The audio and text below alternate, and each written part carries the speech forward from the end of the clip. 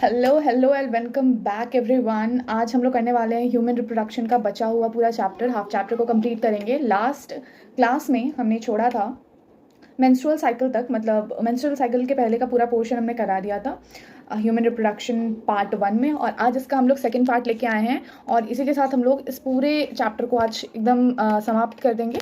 So are you guys ready? हाँ, तो आ जाओ। यहाँ पे कितने बच्चे ऐसे हैं जिनको प्रॉब्लम होता है मेंस्ट्रुअल साइकिल को याद करने में? मतलब कंपैरेटिव स्टडी नहीं करोगे जब तक आप मेंस्ट्रुअल साइकिल में हार्मोन्स का, तब तक आपको चीज़ें याद ही नहीं होंगी। ठीक है, तो कंपैरेटिव स्टडीज़ आपको करनी पड़ेगी। इसके हार्मोन्स जितने भी हैं, 4 हार्मोन हैं, कब किसका लेवल अप होता है, किसका लेवल डाउन होता है, ये चीज़ आपको एकदम अच्छे से याद रखनी पड़ेगी। वहीं से क्वेश्चन आता है, इसके अलावा इधर उधर ऊपर नीचे कहीं और से क्वेश्चन नहीं आने वाला। बात खत्म। ठीक है, चलो आज हम लोग मेंस्ट्रुअल साइकिल में देखते हैं और ध्यान लगाते हैं कि कैसे हम लोग कर सकते हैं। इसमें एनसीईआरटी में ये पैरा दिया हुआ है, ओके और इस पैरा को एज इट इज़ दिमाग में घुसा लोगे तो बहुत अच्छे से ये वाला जो पूरा पार्ट है वो क्लियर हो जाएगा। ठीक है, तो आज देखते हैं हम लोग। मेंस्ट्रुअल साइकिल में कुछ नहीं है, मैंने बताया था हमारे पास में जो यूट्राइन वॉल का साइक्लिक जो चेंज होता है उसी को हम लोग क्या कहते हैं, मेंस्ट्रुएशन कहते हैं। ठीक है, okay let me see. I think camera जो है वो थोड़ा ब्लर हो गया है, अभी क्लियर है। चलो ठीक है, तो अब यहाँ पर हम लोग बात करते हैं कि मेंस्ट्रुअल साइकिल का मतलब होता क्या है। मेंस्ट्रुअल साइकिल का कुछ मतलब नहीं होता है, बस इतना सा मतलब होता है। एक लाइन में बोले तो हमारा जो एंडोमेट्रियम है, जो यूट्रस का इनर लाइनिंग है, दैट इज एंडोमेट्रियम, उसमें जो साइक्लिक चेंजेस आते हैं उसको हम लोग कहते हैं क्या, मेंस्ट्रुअल साइकिल। अब अगर आपके दिमाग में ये चीज़ घुसी हुई है कि मेंस्ट्रुअल साइकिल सिर्फ हम लोग ब्लीडिंग फेज को ही कहते हैं, तो ये गलत है। मेंस्ट्रुअल साइकिल हम लोग ब्लीडिंग फेज को नहीं कहते, ब्लीडिंग फेज को हम लोग मेंसेस कहते हैं या मेंस्ट्रुएशन कहते हैं। लेकिन जब भी हम लोग मेंस्ट्रुअल साइकिल टर्म यूज कर रहे हैं, we are indicating the whole cycle, the whole phenomena. हाँ, पूरा जो चेंज हो रहा है, जो हमारे पास में एंडोमेट्रियम का वॉल जो है वो थिक है, पहले वो धीरे धीरे धीरे धीरे मोटा होना स्टार्ट किया और फिर एक टाइम आया जब उसके बाद वो टूट टूट कर ब्लड के फॉर्म में हमारी वजाइनल ऑरिफिस से बाहर आने लगा। ठीक है, तो इस पूरे को, जब वो पतला था, जब मोटा हुआ और जब वो टूट के गिरने लगा, इस पूरा जो प्रोसेस है, इस पूरे प्रोसेस को हम लोग मेंस्ट्रुअल साइकिल नाम देते हैं। और जो वो ब्लीडिंग फेज है, जब टूट के गिर रहा है, उसे स्पेशली हम लोग मेंसेस नाम देते हैं या फिर मेंस्ट्रुएशन कहते हैं कि भैया मेरे मेंसेस चल रहे हैं, मतलब मेरा वो 6 से 7 दिन वाला जो पीरियड्स का डे है वो चल रहा है। बात समझ में आई? हाँ जी, बिल्कुल समझ में आई। अब आ जाओ देखते हैं होता क्या है एक्चुअल में इनमें।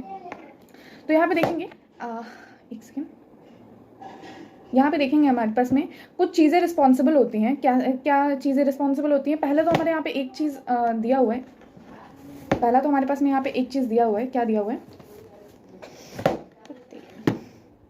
पता है? कोई चीज़ें मेरे अकॉर्डिंग नहीं होती है, मुझे बड़ा गुस्सा आता है, पता नहीं क्यों। और जनरली होता है कि लोगों के अकॉर्डिंगली जो चीज़ें नहीं होती उस पर गुस्सा आता है। अब मैं बार बार स्क्रीन ठीक कर रही हूँ, बार बार वो गिर जा रहे हैं। ठीक है, तो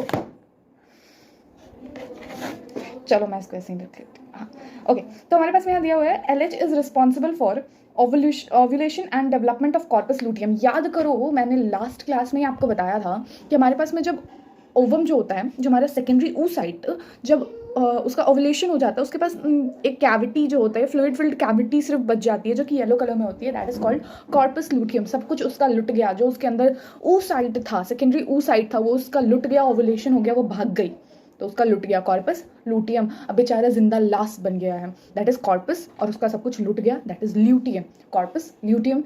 अब मरने के बाद कैसे इंसान का थोड़ा पेल येलो टाइप का जो भी आपका फेस हो जाता है, तो that is pale yellow colour का जो है वो बॉडी दिखती है, तो that is called corpus luteum. और थोड़ी येलोइश टाइप का, पेल येलो से याद कर सकते हो, येलोइश टाइप की उसकी जो है आपका अपीयरेंस होता है। ठीक है, तो ये चीज़ है। LH जो है रिस्पॉन्सिबल होता है ओवुलेशन के लिए और कॉर्पस लूटियम के डेवलपमेंट के लिए। ओके, यहाँ पे एक लाइन और दी हुई है क्या, मैंने एक्स्ट्रा में लिखी हुई है, बताओ। Okay, low level of progesterone and oestrogen stimulate the production of LH and FSH। बस इसको एज इट इज़ याद कर लो, बहुत ज़्यादा समझने की कोई ज़रूरत नहीं है, क्योंकि इसमें बहुत ज़्यादा समझने लायक है ही नहीं। जो चीज़ समझने लायक है वो NCERT ने तो पूरा एक टेबल के फॉर्म में दे रखी है तुम लोग को याद करने के लिए कि भैया लो मैंने इतने अच्छे सा टेबल बना करके, ये पूरा डायग्राम बना करके, ग्राफ बना करके दे दिया, अब तो याद कर ले भाई। लेकिन ना, हमसे थोड़ी होने वाला। अब देखो, हमारे बॉडी में 2 तरीके के हार्मोन है। एक हार्मोन कौन सा, एक आ गया हमारे पास में पिट्यूटरी हार्मोन, और दूसरा आ गया ओवेरियन हार्मोन नीचे है, और एक आ गया पिट्यूटरी हार्मोन, एक आ गया ओवेरियन। एक पिट्यूटरी हार्मोन, एक ओवेरियन हार्मोन, और एक यहाँ पे दिखाया गया आपका ओवेरियन जो है इवेंट्स दिखाए गए, आपके फॉलिकल के डेवलपमेंट दिखाए गए, और यहाँ नीचे में आपका यूट्राइन इवेंट दिखाया गया। ठीक है, तो चलो हम लोग एक एक करके बात करें। तो पहले हम लोग पिट्यूटरी हार्मोन को देख लेते हैं। हमारा जो एक आइडियल मेंस्ट्रुअल साइकिल है, एक आइडियल मेंस्ट्रुअल साइकिल जो होता है दैट इज ऑफ 28 से 29 डेज का होता है, ठीक है। अगर 28 से 29 डेज का नहीं है दैट डजंट मीन कि आप एबनॉर्मल हो, नहीं, इससे 1-2 दिन ज़्यादा या 1-2 दिन कम नॉर्मल के रेंज में आता है। लेकिन हाँ, और ज़्यादा बड़ा छोटा है तो हो सकता है आपकी मेंस्ट्रुअल साइकिल जो है वो थोड़ी सी मतलब लंबी हो या थोड़ी सी छोटी हो, ठीक है, तो ये नॉर्मल होता है, ठीक है। बट हाँ, कभी कभी अगर इरेगुलरिटी आ रही है, मतलब हमेशा 1 महीने पे आता था, ठीक है, या फिर मान लो 35 डेज पे हमेशा आता है आपको, लेकिन कभी कभी 40 डेज पे आ गया, फिर 35 डेज पे आ गया, फिर 35 डेज, फिर 40 डेज, फिर 35 ऐसे 2-3 महीने निकले, फिर 40 डेज। तो ये बीच बीच में जो इरेगुलरिटी आती है ना, 1-2 बार तो चलो समझ में आता है, लेकिन अगर कंटिन्यूअस आने लगे दैट मीन्स कोई तो आपको प्रॉब्लम है, तो कंसल्ट विद अ डॉक्टर। अब आ जाओ यहाँ पे हमारे पास में पिट्यूटरी हार्मोन के बारे में बात करें तो पिट्यूटरी हार्मोन्स हमारे पास 2 हैं, एक है हमारे पास FSH और एक है हमारे पास LH, FSH LH, ठीक है। और ओवेरियन जो हमारे पास हार्मोन है ईस्ट्रोजन एंड प्रोजेस्टेरोन। अब यहाँ ध्यान से सुनो, FSH का full form follicular stimulating hormone, LH का फुल फॉर्म ल्यूटिनाइजिंग हार्मोन, ठीक है। अब हमारे पास में ईस्ट्रोजन क्या होता है, female sex hormone, and progesterone को हम लोग कहते हैं प्रेगनेंसी हार्मोन, मतलब हमारा प्रेगनेंसी सस्टेन कराने में हेल्प करता है। देखो हमारे बॉडी में जब हम लोग प्रेग्नेंट होते हैं तो हमारे बॉडी में क्या होता है ना कि ये जो प्रोजेस्टेरोन सिक्रीट करेगा एक ही बार और फिर इसका लेवल जो कांस्टेंट हो जाएगा। अब जब तक ये लेवल कांस्टेंट है तब तक आपकी प्रेगनेंसी सही सही चलेगी, लेकिन इसी प्रोजेस्टेरोन का लेवल अगर थोड़ा ऊपर नीचे हो गया तो अबॉर्शन होने के चांसेस है। इसीलिए जब भी अबॉर्शन कराना होता है तो हम लोग प्रोजेस्टेरोन का लेवल क्या करते हैं, गड़बड़ा देते हैं, सीधी सी बात। और वही हमारे बॉडी में क्या है, ओव्यूलेशन हुआ, ठीक है, कुछ टाइम तक आपका जो प्रोजेस्टेरोन है वो कांस्टेंट रहेगा, देखेगा क्या प्रेगनेंसी हो रही है, नहीं हुई आपका एक टाइम के बाद प्रेगनेंसी तो ये लेवल क्या करेगा, फॉल कर जाएगा, आपके मेंसेस आ जाएंगे। यही होता है अबॉर्शन के टाइम में, जब प्रोजेस्टेरोन का लेवल फॉल करता है ना, यूट्राइन वॉल ही टूट जाती है पूरी, हमारी एंडोमेट्रियम में एकदम स्वाहा हो जाता है, ठीक है। तो उस टाइम पे क्या होगा, आपका जो है ब्लीडिंग चालू हो जाएगी। अबॉर्शन के टाइम पे भी क्या होता है, ब्लीडिंग होती है थोड़ी बहुत या फिर बहुत ज़्यादा, जो भी जैसा वो केस पे डिपेंड करता है किस तरीके का केस है, ठीक है। भैया इतनी जो है डॉक्टर थोड़ी हूँ, मेरे को जितना नॉलेज है मैं आपको बता रही हूँ, ऐसा ऐसा होता है, ठीक है। अब देखो यहाँ पे हमारे पास में क्या होगा, फॉलिकुलर स्टिमुलेटिंग हार्मोन सबसे पहले आएगा। फॉलिकुलर स्टिमुलेटिंग हार्मोन में क्या होगा हमारे पास में, FSH, that is follicular stimulating hormone. कुछ फॉलिकल्स, मैंने बताया था आपको, ऐसा नहीं होता कि हमेशा जो है ना एक ही जो है आपका फॉलिकल उठ के प्राइमरी में डेवलप करेगा, सेकेंडरी में डेवलप करेगा, नहीं, गुच्छे में करते हैं लोग, ऐसे दर्जन में करते हैं फॉलिकल्स डेवलप, ठीक है। मान लो कि पहले 100 फॉलिकल डेवलप करना स्टार्ट किया, उसमें से 50 ही प्राइमरी फॉलिकल बन पाए, बीच में कुछ एबनॉर्मेलिटी की वजह से डिजनरेट कर जाते हैं, उसमें से भी मान लो कि 25 ही जो आपका सेकेंडरी बन पाए, उसमें से भी आपका एक ही जाकर के क्या होगा, ओवुलेशन होगा उसका, ठीक है। लेकिन मान लो कि कुछ आपके हैं, मान लो कि 100-200 हैं, तो उसमें जो है आपका FSH जाएगा, उसमें से किसी एक को आपका डेवलप करने के लिए उकसाएगा, बेसिकली स्टिमुलेट कर रहा है, फॉलिकल्स को डेवलप करने के लिए स्टिमुलेट करेगा, कुछ एक आधा को स्टिमुलेट करेगा, तब वो प्राइमरी बनेंगे, उसमें से भी कुछ एक आधा जाकर के आपके सेकेंडरी बनेंगे, उसमें से भी किसी एक का आपका जाकर के क्या होगा, ओवुलेशन होगा। बात समझ में आ गई है, हाँ जी समझ में आ गई है। अब यहाँ पे ल्यूटिनाइजिंग हार्मोन का क्या काम होता है, ये आपका एक्चुअल में ओवुलेशन कराता है। Follicular stimulating hormone that is FSH, ये आपका क्या करेगा, फॉलिकल का डेवलपमेंट कराएगा, और ल्यूटिनाइजिंग हार्मोन क्या कराएगा हमारे पास में, ये आपका ओवुलेशन कराएगा, ठीक है। तो जस्ट आप देखना कि 14 दिन का जो, अगर एक आइडियल हम लोग मान के चल रहे हैं 28 से 29 डेज का अगर एक मेंस्ट्रुअल साइकिल को, तो एग्जैक्ट 14 दिन के लगभग में आपका क्या आ रहा है, LH सर्ज आ रहा है। ये जो पीक उठ रही है ना, इसको LH सर्ज कहते हैं हम लोग, ठीक है। तो आप लोग सबसे पहले देखोगे एकदम स्टार्टिंग में आपका जो ये FSH का लेवल है तो ये आपका हाई रहता है और फिर यहाँ से डाउन होना स्टार्ट होता है, ठीक है। अब यहाँ से डाउन होना, जब आपका FSH चालू हुआ दैट मीन्स पहले वो ऊपर वाले लेवल पे था, हायर लेवल पे, तो पहले के एक दिन में आपका क्या होगा, फॉलिकल स्टिमुलेट होगा। अब फिर ये डाउन हो गया, नीचे गिर गया, फिर हमारे पास में आए हमारे LH साहब, ये धीरे धीरे बढ़ना चालू करेंगे और 14 डेज के आसपास में आपका क्या आएगा, LH सर्ज आएगा। अब मेरी बात ध्यान से सुनना, हमारी बॉडी क्या होता है, जब हम लोग प्यूबर्टी हिट करते हैं ना, तब से नेचर क्या चाहता है, पहले ये समझो, नेचर चाहता है चीज़ें हों। ये तो सोसाइटी ने नियम लगा दिया कि भैया शादी से पहले कोई इंसान प्रेग्नेंट हो रही है, कोई लड़की, दैट मीन्स वो गलत संगति में, लेकिन नहीं, हमारा नेचर चाहता है रिप्रोडक्शन हो, खूब रिप्रोडक्शन हो, ठीक है, हमारा नेचर यही चाहता है। तो हमारा नेचर क्या करता है, हर महीने जो लड़की प्यूबर्टी हिट कर गई है उस लड़की को प्रेग्नेंट होने के लिए उसकी बॉडी क्या करती है, तैयार करती है, ठीक है। अब ये तो सोसाइटी पे डिपेंड करता है, उस लड़की की एज पे डिपेंड करता है कि प्रेगनेंसी होगी कि नहीं, वो पॉपुलेशन पे डिपेंड करता है, हुआ तो प्रेग्नेंट हुई, नहीं हुआ तो प्रेग्नेंट नहीं हुई। अब ये भी ज़रूरी नहीं कि हर पॉपुलेशन में जो है आपका प्रेगनेंसी अटेन हो ही जाए, ठीक है। अब ध्यान दो, मेरी बात को ध्यान से समझो। अब जब हमारे पास में ओवुलेशन हुआ, तो अब एक बात बताओ, नेचर हमें तैयार कर रहा है प्रेगनेंसी अचीव करने के लिए, ठीक है भैया, तो कब नेचर हमें स्टिमुलेट करेगा कॉपुलेशन के लिए, तब जब ओवुलेशन नहीं हुआ रहेगा या तब जब ओवुलेशन हो गया होगा। एग्जैक्ट सी बात है, तब जब ओवुलेशन हो गया होगा, ठीक है। तो हमारे पास में जब LH सर्ज आता है, LH सर्ज हमारे पास में जब आया, जब हमारे पास में LH सर्ज आया तो यहाँ देखो ओवुलेशन हो गया, हाँ जी बिल्कुल हो गया। अब ध्यान से देखो हमारे नेचर का क्या यहाँ पे करना है। हमने बताया एस्ट्रोजन को क्या कहेंगे हम लोग, सेक्स हार्मोन कहेंगे, ठीक है। ओवुलेशन के एक दिन पहले से ही मन मचलना शुरू हो जाएगा, क्योंकि हमारे सेक्स हार्मोन जो है, फीमेल सेक्स हार्मोन का लेवल राइज करेगा, ठीक है। ओवुलेशन से एक दिन पहले, फिर ओवुलेशन वाले दिन, उसके 1-2 दिन बाद तक, ठीक है, सेक्स हार्मोन का लेवल क्या रहेगा, हाई रहेगा, हाई पे रहेगा, ठीक है।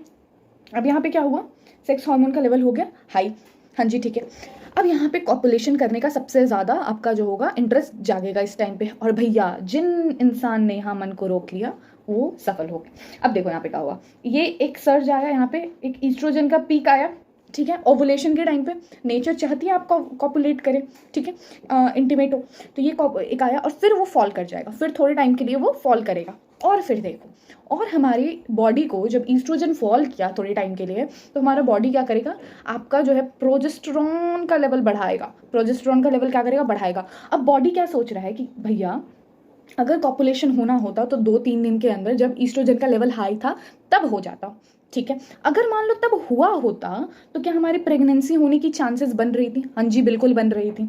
तब अब यहाँ पे क्या होगा हमारे पास में, अगर मान लो हमारी प्रेगनेंसी होने की चांसेस बन रही थी, तो ये रहा ईस्ट्रोजन का लेवल हाइट पे आया है, तो यहाँ तक प्रेगनेंसी की चांसेस बन रही थी, तो कॉपुलेशन हो गया होगा। तो कॉपुलेशन अगर मान लो हुआ भी होगा तो स्पर्म को ओवम तक पहुंचने में टाइम लगा था कि नहीं लगा था, तो लगा होगा, ऑब्वियस सी बात है। तब यहाँ पे बॉडी क्या बोलती है कि चलो भैया मान लेते हैं कि हमारा हो गया, सब कुछ अभी मानने पे चल रहा है, ठीक है, सब कुछ अभी ट्रस्ट पे चल रहा है कि हाँ भैया ऐसा हुआ है या हो गया होगा, ठीक है।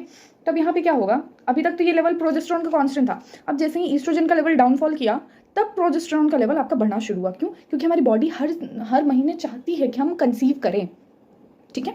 तो अब यहाँ पे क्या होगा, प्रोजेस्टेरॉन का लेवल बढ़ेगा कि अगर मान लो फर्टिलाइजेशन हुआ तो हमें तो प्रेगनेंसी अचीव करानी है, तो हम लोग क्या करेंगे, लेवल बढ़ाएंगे, लेवल बढ़ा के कांस्टेंट करेंगे।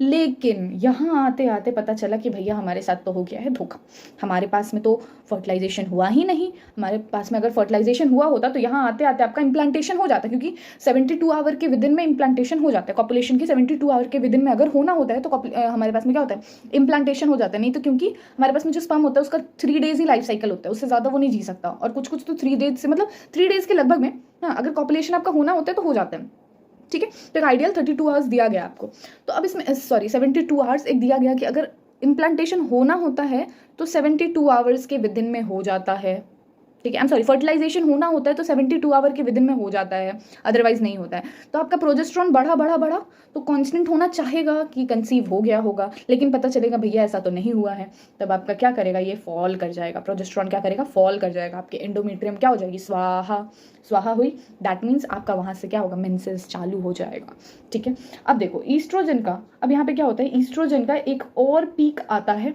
ठीक है, एक और पीक आता है। क्यों पीक आता है, क्योंकि वो क्या होता है, जब हमारा एंडोमेट्रियम वॉल डीजनरेट करना होता है ना, तो इसका एक पीक लाना जरूरी होता है, ठीक है। एस्ट्रोजन एंडोमेट्रियम के जो है, एंडोमेट्रियम जब आता है तो उसके आने से क्या होता है कि आपका एक नेगेटिव फीडबैक जाता है, जिसकी वजह से क्या होता है हमारे पास में फिर प्रोजेस्टेरॉन का सिक्रीशन कम होता है, और फिर ईस्ट्रोजन जब फॉल करता है तब हमारे पास में क्या होता है, मेंसेस चालू होता है हमारे पास में, ठीक है। तो यही देख सकते हो आप, यहाँ पे फॉलिकल डेवलप कर रहा है, जब FSH यहाँ से आ रहा है, एक लेवल है इसका, तो फॉलिकल क्या हो रहा है, डेवलप कर रहा है। और जैसे ही LH का सर्ज आया आपके पास में, LH सर्ज जब आया यहाँ पे आपके पास में, यहाँ देखो ओवुलेशन हो गया, फिर कॉर्पस लूटियम बना, तो ल्यूटनाइजिंग हार्मोन है यहाँ पे, साथ साथ यहाँ पे प्रोजेस्टेरॉन कांस्टेंट यहाँ से रहता, यहाँ तक जब तक बढ़ रहा था तो कॉर्पस लूटियम का डेवलपमेंट चल रहा था, और यहाँ से जब कांस्टेंट होना चाहा, पता चला प्रेगनेंसी हुई ही नहीं, तो ये फॉल कर गया आपका फिर, तो यहाँ से आपका जो है कॉर्पस लूटियम भी क्या हो गया, डीजनरेट कर गया। समझ में आया, आई होप ये समझ में आ गया होगा यहाँ तक। और यही आप साथ में यहाँ भी देख सकते हो।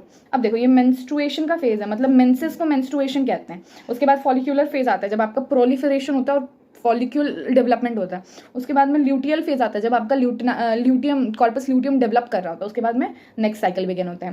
पहले मेंस्ट्रुअल साइकिल को हम लोग मेनार्क कहते हैं और लास्ट मेंस्ट्रुअल साइकिल को हम लोग कहते हैं मेनोपॉज। ठीक है, अब आई होप यहाँ तक समझ में आ गया होगा। और इसी के साथ में आपका जो है मेंस्ट्रुएशन कंप्लीटेड। अब हम लोग आ जाते हैं फर्टिलाइजेशन पे। आई होप यहाँ तक कोई दिक्कत नहीं हुई होगी आप लोग को। अब हम लोग आ जाते हैं फर्टिलाइजेशन एंड इम्प्लांटेशन पर। ठीक है,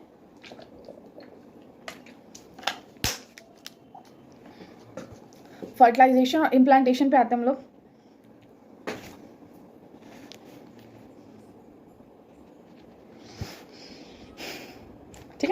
चलते हैं आगे। अब आगे हम लोग फर्टिलाइजेशन और इम्प्लांटेशन पे कुछ नहीं बस चीज़ें समझेंगे। हमारे जो है नेचर ने बहुत सारी मैकेनिज्म बनाया है ह्यूमन के अंदर में, बहुत सारे अलग अलग चीज़ों को करने का सही प्रॉपर तरीका होता है एक, ठीक है। तो वैसे ही हमारे अंदर क्या होता है, जब फर्टिलाइजेशन होता है तो फर्टिलाइजेशन कब होगा, पहले तो ये समझना है। फर्टिलाइजेशन देखो, ओवुलेशन हुआ उसके 1 से 2 दिन के अंदर में फर्टिलाइजेशन हो जाना चाहिए, ठीक है। 1 से 2 दिन के अंदर में अगर फर्टिलाइजेशन नहीं हुआ तो क्या होगा, अगर मान लो कॉपुलेट किया आपने, ठीक है, तो 3 दिन का तो स्पर्म का जो है आपका ये होता है, क्या बोलते हैं, लाइफ साइकिल होता है। 3 दिन से ज़्यादा वो जी नहीं सकता, तो 3 दिन में अगर कॉपुलेट किया तो ठीक है, वरना तो स्पर्म मर गया, तो मतलब ओवुलेशन के 3 से 4 दिन के अंदर आपको कॉपुलेट करना पड़ेगा, अदरवाइज प्रेगनेंसी अचीव नहीं होगी, ठीक है। इसीलिए कहा जाता है कि हर आपके कॉपुलेशन जो है वो सक्सेसफुल नहीं होता है। आपका एक पर्टिकुलर जो टाइम पीरियड होता है, पर्टिकुलर टाइम पीरियड क्या आपको कहते हैं, एक फर्टाइल टाइम पीरियड होता है। फर्टाइल टाइम पीरियड हम किसको कहते हैं, अगर मान लो कि हम लोग मान रहे हैं कि आपका जो मेंस्ट्रुअल साइकिल है, ठीक है, मेंस्ट्रुअल साइकिल जो है उसमें आपका फर्टाइल टाइम पीरियड क्या है, ठीक है, फर्टाइल टाइम पीरियड क्या है। तो मान लो आपका जो मेंस्ट्रुअल साइकिल है वो कितने भी दिन का हो, ठीक है, मेंस्ट्रुअल साइकिल कितने भी दिन का हो वो आप निकाल लेना। मान लो कि मेरा मेंस्ट्रुअल साइकिल जो है वो 30 डेज का है, ठीक है। अब हमने मेंस्ट्रुअल साइकिल का डेट निकाला 30 डेज, ठीक है, या फिर मान लो 28 डेज लेके चलते हैं, 20 डेज नहीं 30 लो, छोड़ो हटाओ, 30 डेज का है मान लो मेरा मेंस्ट्रुअल साइकिल, ठीक है। अब मेरे को पता करना है कि मेरा ओवुलेशन क्या होगा, तो देखो इसका एक फॉर्मूला होता है निकालने का, मेंस्ट्रुअल ओवुलेशन निकालने का फॉर्मूला, आपका जो भी मेंस्ट्रुअल साइकिल है -14 कर देंगे हम लोग, जो भी मेंस्ट्रुअल साइकिल है -14 कर देंगे, हमारा क्या निकल जाएगा, ओवुलेशन का डे निकल जाएगा। बात समझ में आ गई, हाँ जी समझ में आ गई। अब देखो, तो हम लोग को फर्टाइल पीरियड किसको कंसीडर करना है, मान लो कि हमारा जो 30 डेज का मेंस्ट्रुअल साइकिल है उसमें से माइनस किया हमने 14, ठीक है, 14 माइनस कर दिया हमने, तो हमारे पास में जो भी डे निकल के आएगा उसको हम लोग क्या करेंगे, हमारे पास कितना हो जाएगा 16 डेज में आएगा, मतलब हमारे पास में 16, मान लो हम डे 1 से स्टार्ट करें तो हमारा डे 16th जो होगा, मान लो मेरे मेंसेस आज खत्म हुए तो कल से मेरा नया साइकिल बिगिन हो जाएगा, ठीक है। आज मान लो रात को मैं सोई, मेरा मेंसेस खत्म हो गया, तो कल सुबह से मेरा क्या होगा, नया साइकिल बिगिन हो जाएगा, ठीक है। अब कल से लेकर के जो 16th डे होगा, 16th डे जो होगा उस दिन पे मेरा ओवुलेशन होना है, ठीक है। तो अब जब मेरा 16th डे पे ओवुलेशन होगा तो अब एक बात बताओ, मेरे लिए फर्टाइल पीरियड क्या होगा, अगर मान लो मेरा 16th डे पे ओवुलेशन हो रहा है तो इसके अगर 2 दिन पहले मैंने किसी से कॉपुलेट किया, ठीक है, तो उसका स्पर्म मेरे बॉडी में 3 दिन तक जिंदा रहेगा, तो तीसरा दिन मेरा हो जाएगा ओवुलेशन, तो उस दिन फर्टिलाइजेशन हो सकती है। और अगर मान लो इसके 2 दिन बाद तक मेरा ओवुलेशन हुआ, 16 डे के 2 दिन बाद तक मेरा ओवुलेशन कॉपुलेशन हुआ मेरा किसी के साथ में, तो उस दिन भी स्पर्म का फर्टिलाइजेशन करने का चांस हो सकता है, ठीक है। तो मेरा जो फर्टाइल पीरियड है 16th डे उससे 2 से 3 दिन आगे एंड 2 से 3 दिन बाद का जो हमारा टाइम पीरियड होगा उसको फर्टाइल कंसीडर करेंगे। जैसे कि मान लो मेरा 30 दिन का है और 16 डे पे मेरा ओवुलेशन हुआ है, उसके 2 दिन आगे 15, 14, ठीक है, 13 से लेकर के उधर 3 दिन पकड़ लो, 16 के बाद 3 दिन 19, 20, तो मेरा 13 से लेकर 20 डेज का ये जो टाइम पीरियड होगा ये मेरा फर्टाइल पीरियड होगा। इस टाइम पे अगर कॉपुलेशन हुआ तो मेरे प्रेगनेंसी कंसीव करने के ज़्यादा चांसेस बनेंगे। समझ में आ गया, हाँ जी बिल्कुल समझ में आ गया। चलो अब इतना हो गया, पढ़ाते इसको आगे। हम लोग का मेंस्ट्रुअल साइकिल होता है समाप्त, ठीक है। अब हम लोग आ जाते हैं फर्टिलाइजेशन। तो during copulation semen is release into penis by the penis into the vagina. Insemination कहते हैं हम लोग, मतलब पेनिस से हमारे वजाइना में जो इंसेमिनेट करते, कोइटस हुआ, कॉपुलेशन हुआ, तो सीमेन को जो रिलीज करते हैं वजाइना के अंदर में उसको हम लोग क्या कहते हैं, इंसेमिनेशन कहते हैं, ठीक है। अब यहाँ पे हमारे पास में होता है एम्पुलरी रीजन में हमारा क्या होता है, फर्टिलाइजेशन होता है। और फर्टिलाइजेशन जो है स्पर्म और ओवम के फ्यूजन के प्रोसेस को हम लोग कहते हैं, ठीक है। अब देखो यहाँ पे क्या दिया हुआ है, the fusion of sperm with an ovum is called fertilization. During fertilization, sperm comes in contact with zona pellucida layer of the ovum and induces changes in the membrane that block the entry of additional sperm. मान लो ये हमारा जोना pellucida है, मानो क्या इसमें दिया हुआ है कि ये वाला जो लेयर है हमारा जोना पेल्यूसिडा है, इसके अंदर मान लो कोई एक स्पर्म एंट्री कर लिया है, ठीक है, इसके अंदर कोई एक स्पर्म पहला जो एंट्री कर लिया उसके बाद ये क्या हो जाएगा आपके पास में, ये ब्लॉक हो जाएगा, जोना पेल्यूसिडा एकदम हार्ड कवरिंग बन जाएगा, इसमें कोई और दूसरा जो है वो आपका जो है एंट्री नहीं कर सकता, ठीक है। स्पर्म स्विम अप्रॉक्स 1.5 से 3 मिलीमीटर पर मिनट, मतलब हर मिनट वो 1.5 मिलीमीटर से 3 मिलीमीटर जो है वजाइना में, फीमेल के जेनाइटल ट्रैक में, वजाइनल कैनाल जो होता है उसमें आपका जो है ये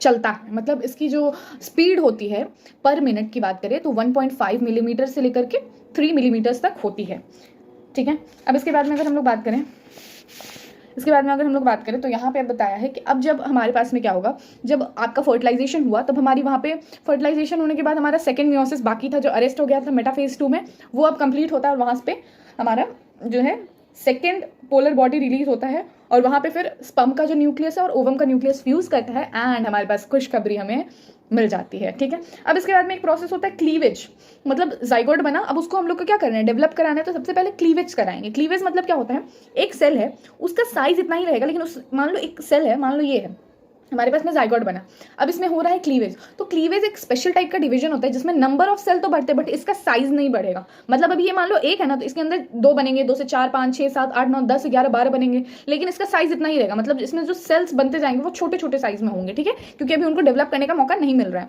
तो ठीक है, तो जब तक हमारे पास में 16 सेल स्टेज तक आते हैं, इसको हम लोग ब्लास्टोमियर कहते हैं। इसको हम लोग क्या कहते हैं, ब्लास्टोमियर कहते हैं।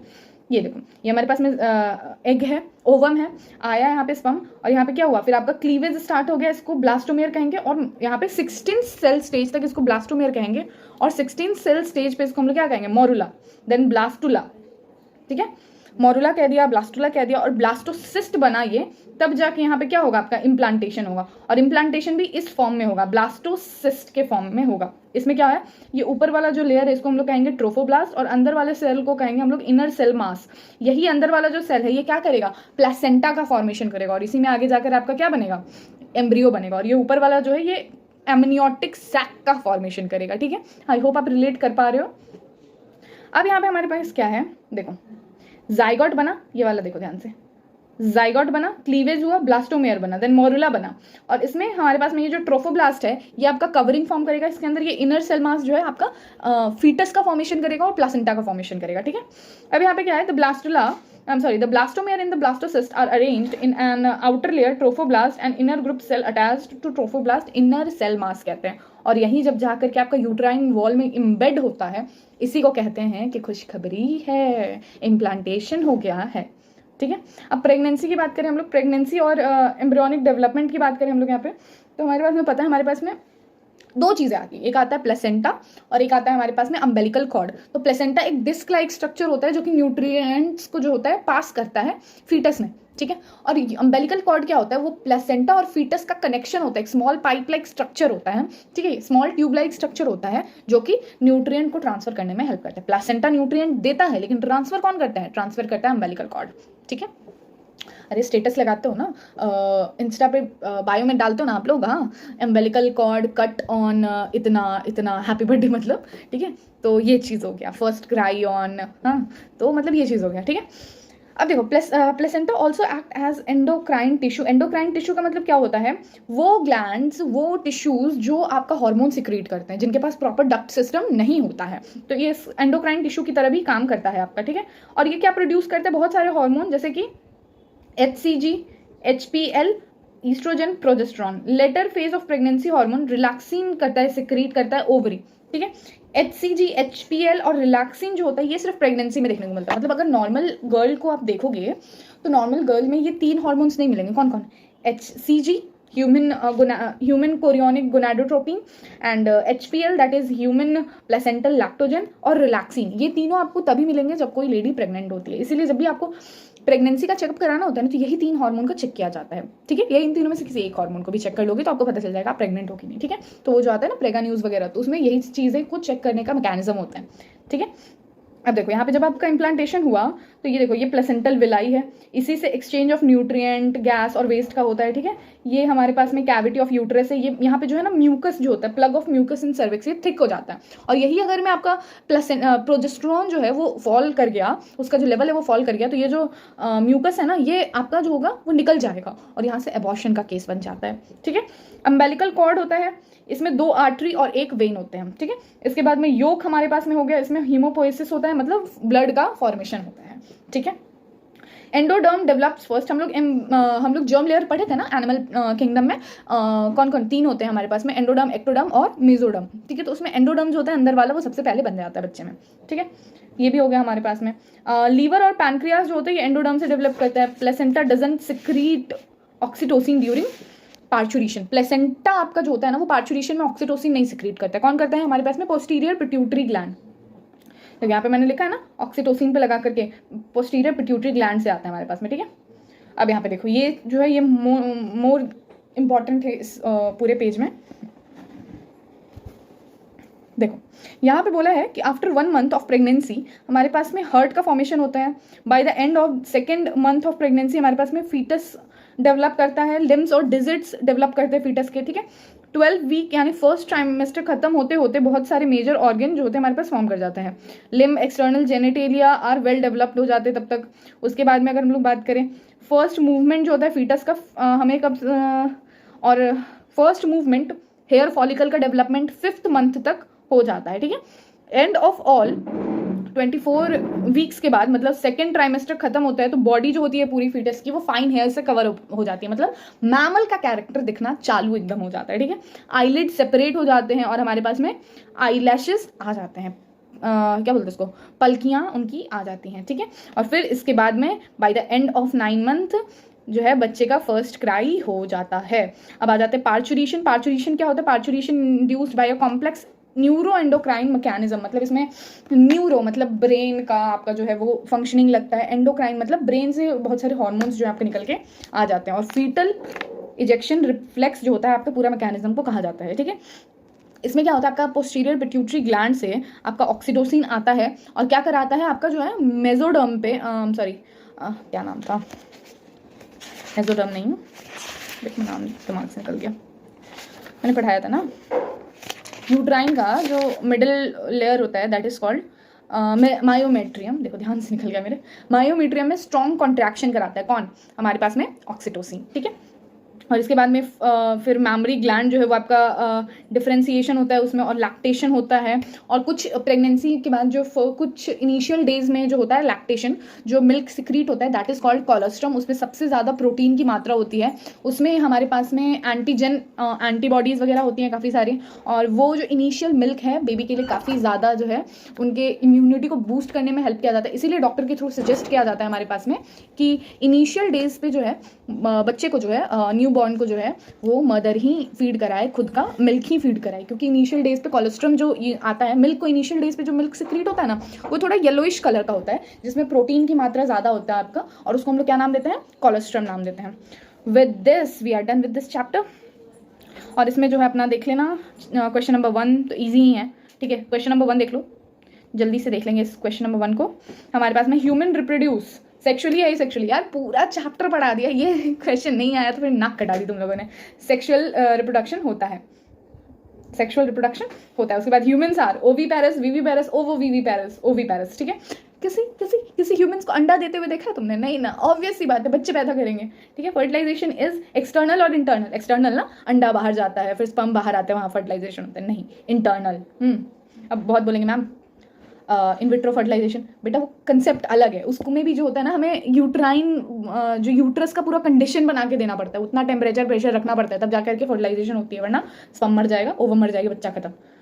हाँ, अब इसके बाद में male and female gametes are haploid या डिप्लॉइड? डिप्लॉइड ना, हाँ गैमेट्स हैं haploid, gametes are always haploid, हाँ जाइगोट इज अ डिप्लॉइड, ठीक है, क्योंकि दो हैप्लॉइड हैप्लॉइड न्यूक्लियस से मिलकर बनते हैं, ठीक है। अब इसके बाद में यहाँ पे the process of release of ovum from mature follicle is called ovulation. Ovulation is induced by the hormone ovulation ना, LH, ठीक है।